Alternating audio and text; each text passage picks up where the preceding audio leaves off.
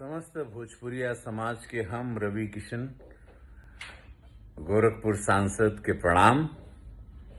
बहुत समय के बाद हमारे एगो भोजपुरी सिनेमा आवता।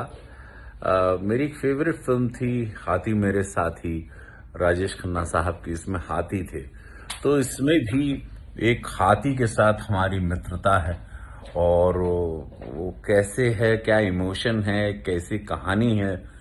महादेव भी हैं इसमें कल्लू बाबू भी हैं, इसमें बहुत सारे कलाकार हैं, नेहा जी हैं और बहुत कलाकार हैं इस फिल्म में।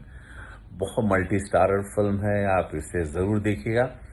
10 तारीख से आवता हो भैया अपने, और इस समय ऑल इंडिया रिलीज होता है पिक्चर, तो हर सिनेमा हॉल में भी कोरोना के एगो नियम बाटे, वो कोविड के पालन करत आप लोग रउआ लोग जरूर सिनेमा देखी। बहुत भावना, इमोशन, संगीतमय से भरल सिनेमा के नाम बाटे राधे।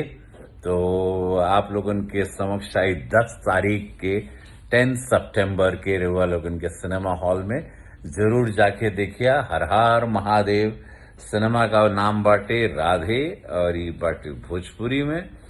रउआ लोग हमरा के देखें बहुत समय के बाद बड़ पर्दा पे। जय हो। इस सिनेमा के आज